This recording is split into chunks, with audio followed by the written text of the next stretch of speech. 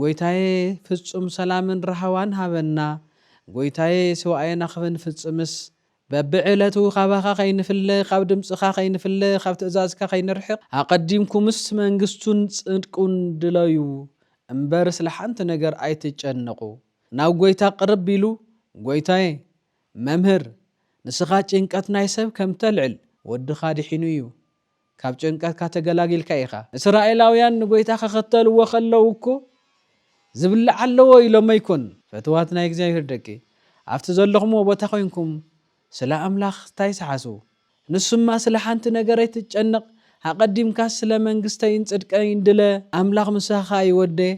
ኣምላኽ ምሳኺ እዩ ተቐበል እዮ እዚ እንተሃለኹ ናይ እግዚኣብሔር እየ እንተሞትኩ ናይ እግዚአብሔር እየ ወደ ምሳይኩን በሎ ኣብ ቤት ማእሰርቲ ብዝማሪኦም መብራህቲ ዘብርሃሎም መን ድዩ ኣምላኽ ጸግዐ እዩ ኣምላኽ መጎሰ እዩ ኣምላኽ ክብረ እዩ ኣምላኽ ህይወተ እዩ ኣምላኽ ብርሃነ እዩ ኣምላኽ ሕውስተ እዩ ኣምላኽ መጽናዕንዕየ እዩ ብኣቢልካ ድማ ተጓዓዝ ሽዑ ንነብስኻ ዕረፍቲ ትረክብ ኢኻ እዩ ዝበለኮ ጓለይ ነብስኻ ዕረፍቲ ትረክብ ተደሊኽና ኣምላኽ ተጸግዕ ካብ ምፍልላይ ክንድሕን ካብ ህውከት ክንድሕን ኢድና ካብ ሕማቕ ነገር ክነጽህ እግርና ናብ ጽቡቕ ክግስግስ ስለዚ በይንኺ ኣይትጸበቢ በይንኺ ኣይትጨነቂ በይንኺ ኣይትተሃወኺ በይንኺ ዓለም ትመልእየና መሰለክ በይንኺ ኣይትንብዒ ኣይረኣይክን ኣሎ ኣብ መስቀል ተሰቂሉ ውዒዶሙ ናፍሰሰ ይረኣይክን ኣሎ ጸሚኤና ለድምጾ ይስማዓክን ኣሎ ዝደንጎየ ዝመስለካ እንተኾይኑ ኣይ ደንጎየ ንዓና እዩ ዘስተኻኽል ዘሎ ናጾምካ ናጸለኻ ነይርካ ብሓንቲ ንእሽቶን ዕንቅፋት ንድሕሪት ኣይትመለስ ሕሾኽ እዚ ዘመን እዚ ብዙሓት ሓሰውቲ ነቢያት ዝፈረይሉ ዝበዝሕሉ እዩ ክርስቶስ ዘይረኸብዎ ክርስቶስ ረኺብናዮ ኢየሱስ ክርስቶስ ዘይፈልጥዎ ኢየሱስ ክርስቶስ ንፈልጦ ኢና ዳበሉ ብዙሕ ናይ ሓሰት ትንቢት ዝዛረብኮ መሊኦም እዮም ንኣምላኽ እግዚኣብሔር ኣብ ዘለኻ ካሉ ክባርኸካን ክቕድሰካን ከም ዘለዎ ጎይታዬ ህይወተይን ነፍሰይን ስጋይን ንኣኻ ይበካ እየ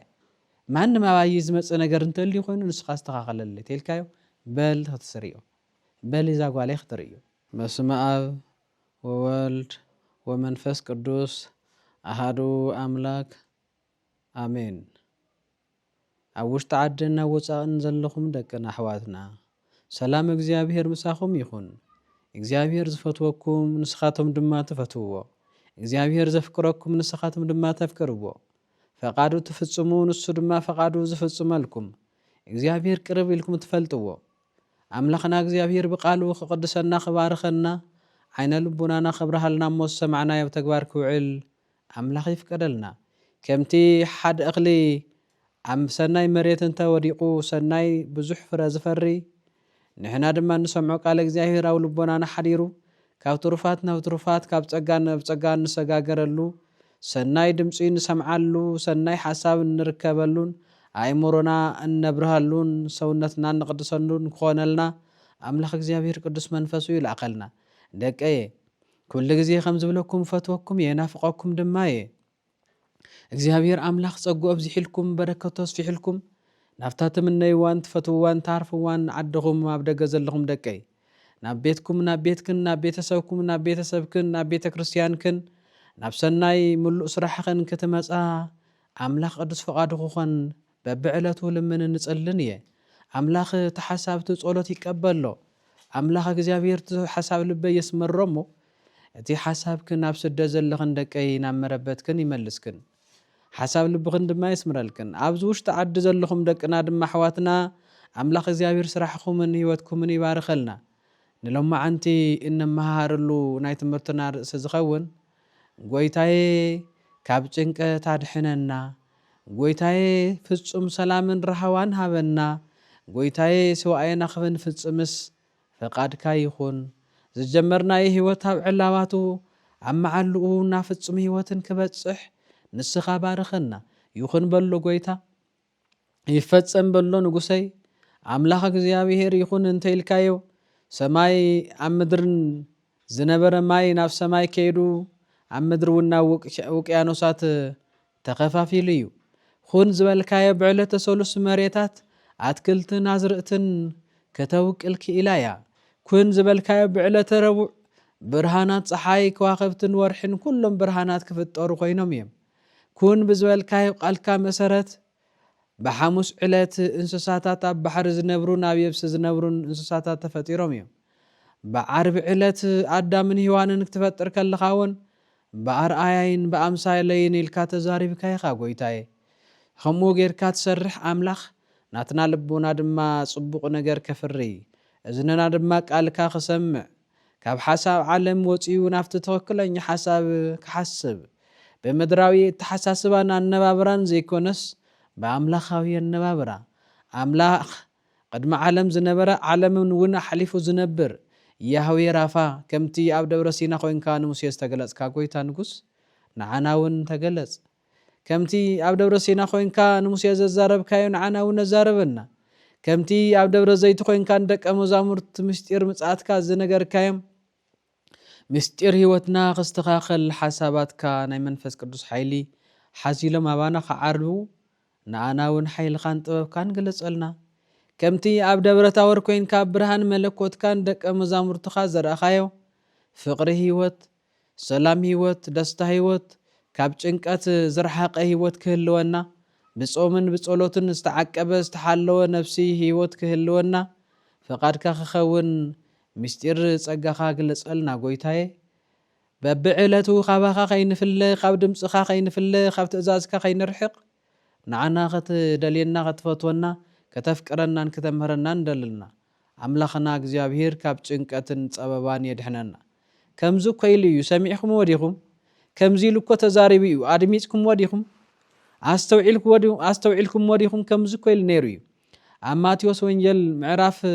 6 قطر 33 كو خمزي لنيريو أقدمكم اسم منغستون صدقون دلايو امبرس لحنت ነገር አይትጨነቁ أتخالق بأملاخ وسخلنايو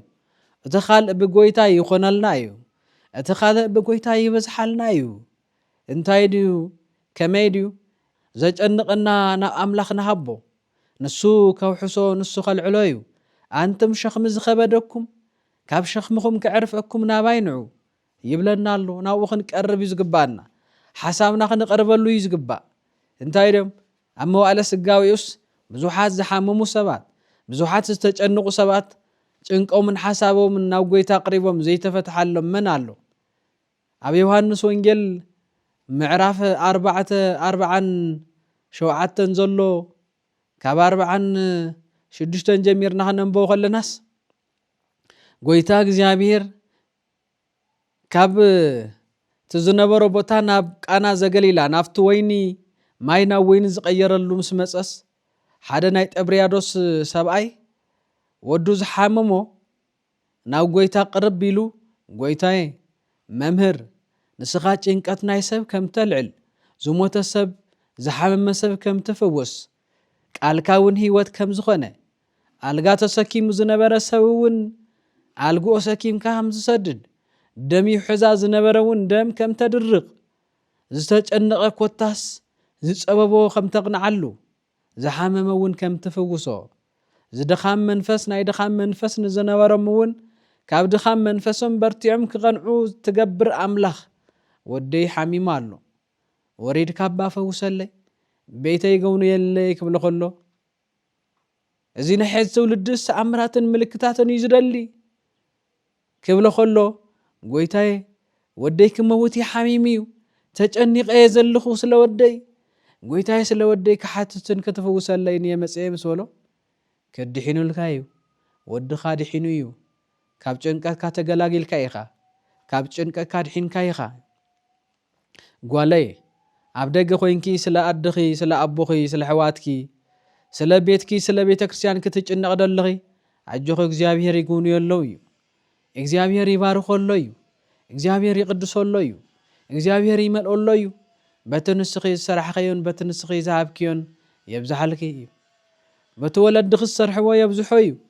بتبخي ادخي احواتكن كالوت بيتسب نصلي وصلوت نعخي نافتناتكي حساب كوينو كم بيتروس احوات تصليلو صليلكيم صليلكايم كلمنولكايم سلازي ايتጨነቅ ابزي كمزي داي خوين يخون كم تغويتا زبلكوي وجئن ورا وجئن كتسمعيكم يبل እዚውን ዘጨንቆኩም ከም ዝኾነ እርዳየ ወግእን ወረ ወግእን ትሰምዑኹም ነገር ግን ኣይትሰንብዱ ኮይሉ ጎይታ ገናዩ እዚ ምልክት እዩ ገናዩ ኣይትሰንብዱ ኢሉ አጀኹም እግዚአብሔር አምላኽ ሰላም ዝህብ ሰላም ዝገብር ሰለስተ በኩሉ ዕጹጽ ኢሉ እንዳሃለ መንዲ ዝምግብ ዝነበረ እግዚአብሔር ደይኮነኒ ብደቆ ገይሩ እግዚአብሔር ደይኮነኒ በመገልገልቱ ገይሩ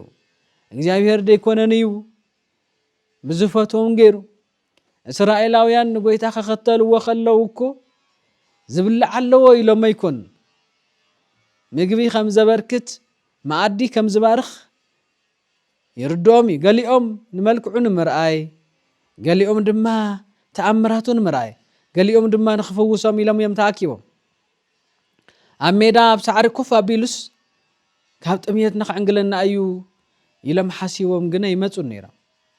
ጎይታ እግዚአብሔር ግን ዝገብሮ ይፈልጥ ነቶም ህዝቢ ኮፍ ኣቢሉ መጊብዎም እንታይ ክንበልዕ ካብ ዝብል ዝነበረ ጭንቆም ኣድሒንዎም በናይ ምድሪ ነበረ ተሓሳስቦም ወጊዱ ብቅዱስ ስጉኡን ብኽቡር ደሙን ክነብሩ ህይወት ክረኽቡውን ነጊርዎም ፈትዋት ናይ እግዚአብሔር ደቂ ኣብቲ ዘለኹም ቦታ ኮይንኩም ስለ ኣምላኽ እንታይ ሰሓሱ ከምቲ ንስጋና ንጭነቆስ ንመንፈሳዊ ዕብየትና ንጭነቕ ዶ ኣነ ዓሚ ክንድዚ ፀይሞ ነይረ ሎሚ ክንድዚ ወሲኸ ዶ ከበርትዖ ኣነ ዓሚ ከምዚ ለሕዋተይ ረድኤ ነይረ በዓል እንጀራይ ሓጊዘ ነይረ ሒዝኸ ከምዚ ገይረ ዶ ከብዝሖ ብዝብል ዶ ተብዝሕዎ ብዝብል ዶ ወይስ ስለትበልዕዎ ወይ ከዓ ገንዘብ ስለዘየለ ወይ ስራሕ ስለዘየለ ስራሕ ስለዝጠፍአ ከምዚ ኢሉ ውግእን ወረ ውግእን ሰሚዕኹም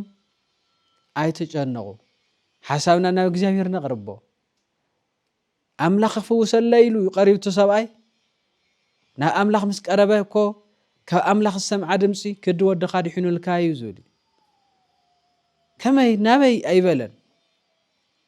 ታዝብል ሓሳብ ተቐቢሉ ወሪዱ ዳሕራይ ኣብ መንገዲ ጸኒሖም እቶም መገልገልቲ ወዲኻ ድሒኑ እዩ ወዲኻ ዓስኡ ገዲፍዎ ሕማም ገዲፍዎ እዩ ክብልዎ ኣሎ ክንደይ ሰዓት ነታ ናይ ጎይታ ቃል ኣብኡ ኮይናስ ምፍዋስ ከም ዘይኣብያ ኣብኡ ኮይናስ ካብ ጭንቀትካ ምድሓን ከም ዘይኣብያ ኣብኡ ኮይኑስ ካብ ጭንቀትኪ ምድሓን ከም ዘይኣብዮ ንኣምላኽ ሓሳብ ከቕሪብካሉ እናሃለኻ ረሲዕኻዮ ብናይ ዓለም ምጭነቕ ጽቡቕ ስለ ዘይኮነ ክንድዚ ሰዓት ምስ በልዎ ወ በታ ጎይታ ዝተዛረባ እዩ በታ ድሒኑ ዝበላ እዩ ስለዚ ኣብ ቅድሚኡ ኣብ ቅድሚ እግዚአብሔር ማንም ከቢድ የለን ማንም ብርቱዕ የለን ማንም ዝበዝሐ ዝለዓለ ፀገም ካብኡ ንላዕሊ የለን ፀገምካ ንእግዚአብሔር ሓያል ምዃኑ ተነጊርካዮስ ወዲያዊ ካብኡ ዝኸድ ሓሚሙ ነይሩ እኮ ኢሉ ዝመፀ ካብ ሕማሙ ግን ወጊድዎ ኮይኑ ፍቲ ዘለዎ ድሒኑ እዩ ብዝብል ሕማም ይሰጉግ ወደ ልናተይ ናትካን ጭንቂ ዳኣ ከመይ ዘየድሕኖ ጥራሕ እንታይ ኢኻ ትሓስብ ዘለኻ ዘለና እንታይ እዩ እንታይ ኢና ክንሓስብ ዘለና እንታይ ኢኻ ትሓስብ ዘለካ እንታይ እዩ ክትሓስብ ዘለኪ ምስ ኣምላኽ ዲኺ ወላስ ምስ ዓለም ኢኺ ንኣምላኽ ዲኻ ኣብዚሕኻ ትሰምዖ ኣብዚሕኻ ትእዘዞ ወይስ ንዓለም ኢኺ ኣብዚሕ ክትእዘዝዮ ንመኒአን ብዙሓት ኣባኻ ሓደ ሰብ ካብ ክልተ መንፈስ ናይ ሓደ መንፈስ ምሕደር እዩ ሰናይ ኣብ ዝገብረሉ ናይ ሰናይ ነገር ይረክብ እዩ ሕማቕ እንተገይሩኻ ናይ ሕማቕ መንፈስ እዩ ዝሓድሮ ስለዚ ከመይ ንእግዚአብሔር ተቐርቦ ከመይ ንእግዚአብሔር ተምልኾ ከመይ ትእዘዘሉ ንሱማ ስለ ሓንቲ ነገር ኣይትጨነቕ ኣቐዲምካ ስለ መንግስተይን ጽድቀይን ድለ ካልእ ክውስኸልካ እዩ ኣዕዋፍ ሰማይ ተመልከት ኣይ ሓርሳ ናይ ዘርአን ጎተራውን የብለንን ናይ ምድሪ ዕምበባታት ረኣዮም ባዕሎም ተኾትኺቶም ኣይኮኑን ኣምላኽ ኣውቂልዎም ዓንቢብዎም ኣጸቢቕዎም ኣወቂብዎም ከመይ ከምኣቶም ዘይንበልጽ ካብ ዕምበባታት ኣይንበልጽ እንዲና ካብ ኣዕዋፍ ኣይንበልጽ እንዲና እንናምሩድ እኮ ኣብ መሬት ኮይኖም ንእግዚአብሔር ስልጣን ክህቦም ተዝደልዩ ነይሮም ተዝልሙን ነይሮም ኮ ኣብ ባቢሎን ኣይምተደምሰሱን ነይሮም ኣይመጠፍኡን ነይሮም ኣብዚ ምድሪ ዘለውን ኣብዚ ሰማይ ዘለውን ናትና ክኸውን ኢሎም بزيناتهم أكايدا يخدو سلازنبرو بزي ጭንቆም بزي حسام يخدو سلازنبرو ጨሪሶም ህይወቶም ውን ሲነማ ስለ ሓደ ነገር ከጨንቀካ ይብሉን አምላኽ ምሳኻ ይወደ አምላኽ ምሳኻ እዩ ተቀበል የዚ ተቀበሎ ዝወደ አምላኽ ምሳኻ እዩ አምላኽ ምሳኻ ይበል አምላኽ ምሳኻ ይበል ንጉሰይ ምሳኻ ይበል እግዚአብሔር አጎነይ ይበል እግዚአብሔር ጸግዐይ ይበል ንኡይ ዳዊት መኑ ያፈራሃኒ ወመኑ ያደነግጸኒ እግዚአብሔር ምእመና ለህይወቴ من يزفرحني من يزدنقصني እግዚአብሔር ምእመና ለህይወቴ ሓላውያ እዩ ጓሳይ አዩ ወላ ናብ ጸላም እንተኸድኩ ንሱ ምሳይ ስለ ዝኾነ ነቲ ጸላም አይፈርሖን አይድንግጾን እንተ ሃለኹ ናይ እግዚአብሔር እንተ ሞትኩ ናይ እግዚአብሔር ወደ ምሳይ ኩን በሎ ተጓዓዝ ምሳይ በሎ ምሳይ ተጓዓዝ በል የፈተውቲ እግዚአብሔር ኩሉ የርሁዩ ናብ ሓዊ ክእትው እንተይሎም أنانيا أزاريا ميسائيل تملكتيهم أستوعليهم أو حوي حرر نساتهم نأملاخ سلزا أمنوا بلي نوعي في الحماية كأتو خلو جرقوسن إيالو تان حسابي هاي موتونا إتي في الحماية زحيلو اللومي وزيابير بيت ما أسرتي خوص دخا خلو بيتروس حسبو بيت ما أسرت خفيتو سنسلت كاب أقرو ليقو زوص أمانديو ناب بيت ما أسرت خصوعو خلون باولوسن برناباسن حسبهم عبيت ما أسرتي بزماري مبرهت زبرها لهم منديو نفلح مايك أتوخا خلون برميلي قدس يوحنس حسابه زدحنون زفوسن زنبر منديو بزحات قدسان مويتو ميلوم كم حرجون كبتنوهم كلوس أكال سريعم زمصو زنبرو كميديو سلازي ጭنقو دي ولا سلازي ጭنقو ስለዚህ ጭነቁ እዩ አምላኽ ጸግዐዩ አምላኽ መጎሰዩ አምላኽ ክብረዩ አምላኽ ህይወተዩ አምላኽ ብርሃነዩ አምላኽ ሕስተዩ አምላኽ መጽናዕንዕየዩ አምላኽ መርሐየዩ ዝብል ሰብ ሓደ ዝተጎድአ ሰብ አይረአናን ኢና መን እዩ ናብ እግዚአብሔር ተጸግዑስ ዝሞተ ዳንኤል ናብ አንበሳ ደይኮነን ተደብርዩ ነይሩ አይበልዕዎን بماشين استطحنوا النابانو أبزوان برت أبزوان حويز تقمط يلون ديو تحاوقنا يشنفهم إنك قدس تهيران إنك قدس يوستينا أيوز أوندين كاب سلام يوسايو ناملاق حسكا كم تإرمياس بلو أم من قدي دوبل تقدميت من قدي عيني تخمز خونة دمحتت بقابل كادما تقعز شعون نفسك عرفت تركبيها إزولكو قالي النفس عرفت تركب ترى لي خنا أملاخ تتسقي ملؤ نتخي بأملاخ مبر بمدري كنا مدري مليئات اللي زفلت سب زركب سب يلن مليئات اللي زرق سب يلن مدري زملئات اللي يلن مدري ملؤ بملؤ أي تبنيا هفت تهيبات عنا تخلق عنا تهيبات هفت تخلق سلام تخلق إذا مدري كم تطريقوا يقوم نجوه سلام نيرة قطري هوكتيا مشت موتيا قطري برهان نيرة مشت سلماتيا نجوه حبرت نيرة مشت مبتانيا أزين عالم سرحيو نايك زير سرح جن حد النتيو قدوس منفس حبن نهبر مزازي آك منفس قدوس بناتك قدوس منفس حبنا مخن حبر أمن طاي أب سلام أم الرجع أبتعنا أبصوم أبصولت أبتحتنا أفقري كنا عسل حبنا بناتك منفس قدوس نتي برس فرا كنرخبو كافت ما أدي كنساتف هيوت كنركب كاب ጭንቀት كندحن كاب مفللاي كندحن كاب هوكت كندحن إدنا خاب حماق نجار كنصه እግርና ናብ ጽቡቕ ክግስግስ ዓይንና ጽቡቕ ክምልከት እዝንና ድማ ጽቡቕ ክሰምዕ አምላኽ እግዚአብሔር ቅዱስ መንፈስ ካልኣኸልና ካብ ጭንቀት ድማ ድሕነና ከምቲ ሰሎሞን እኳ ብኽብሩ ከምዞም ዕንበባታት እዮም ኣይተኸድነን ዝብልካዮ ጎይታዬ ካብኡ ዝለዓለ ጸጋ ሃበና ከምቲ ጳውሎስ ኣብ ደማስቆ ጸዊዕኻ ካብ ጉጉይ መንገዲ ናብ ትክክለኛ መንገዲ ዘምጻኻዮ ካብ ጭንቀት አድሕንካ ናብ ጽቡቕ መንገዲ አምጻአና እግዚአብሔር ንስተኣስሩ መፍታሕ ይህብ እዩ እግዚአብሔር ንዓይነ ስውራን ድማ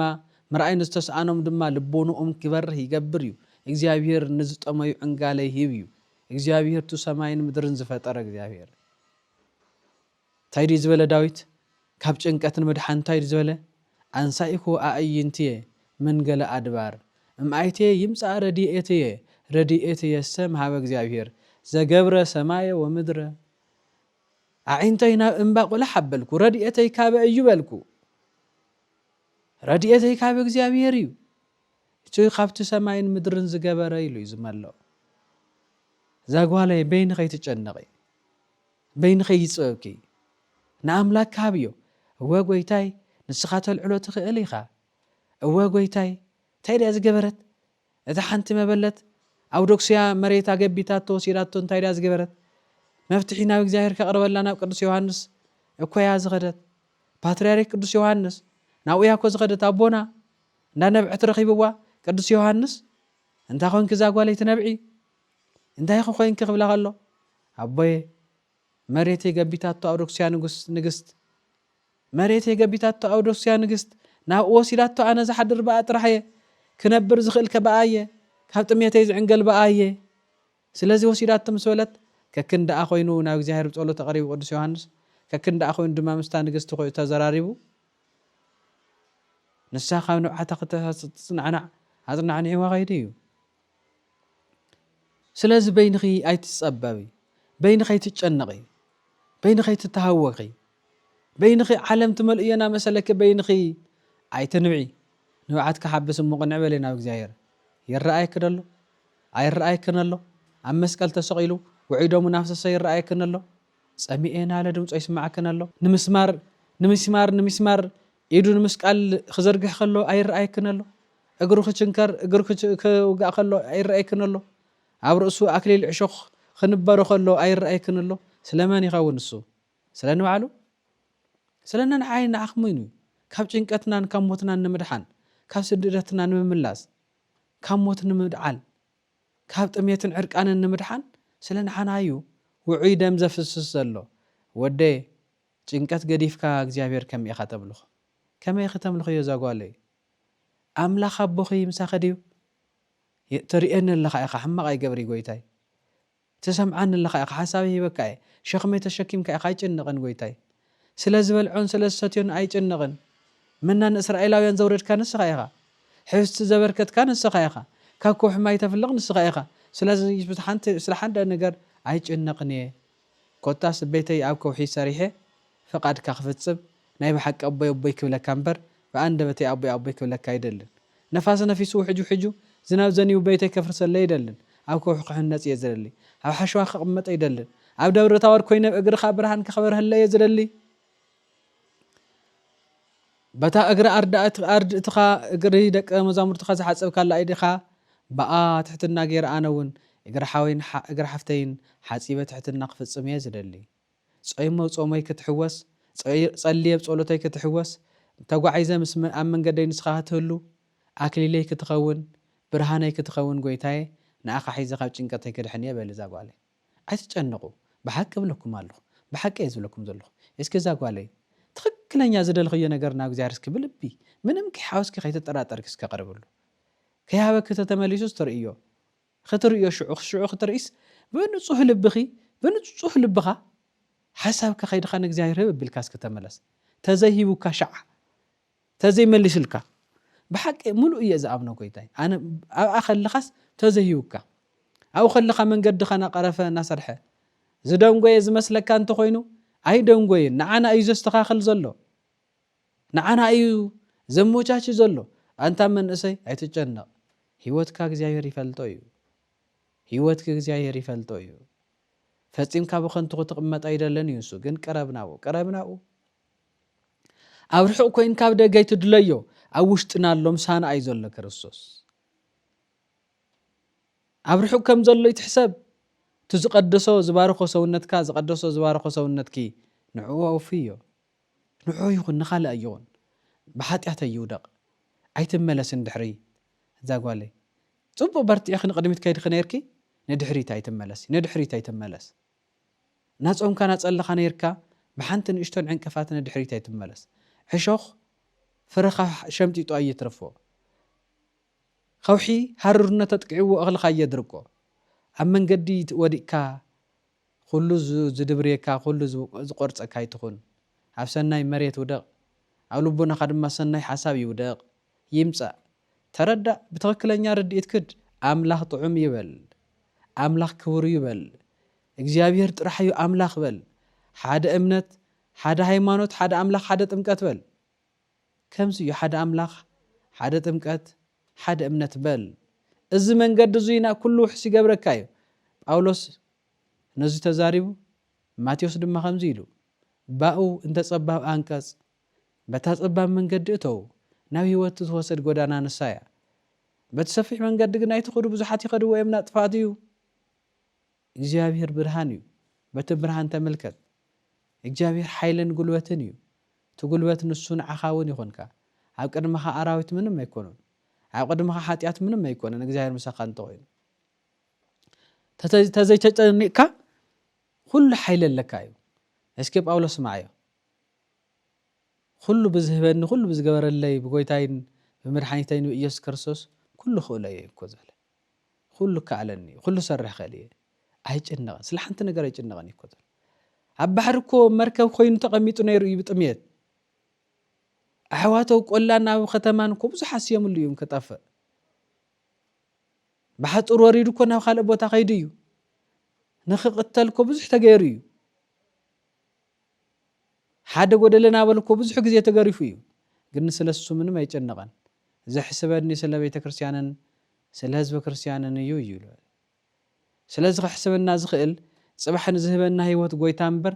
ኣብዚ ምድሪ ብዘሎ ኣይኮነን ክንጭነቕ ዘለና እዚ ዘመን እዚ ብዙሓት ሓሰውቲ ነቢያት ዝፈረይሉ ዝበዝሕሉ እዩ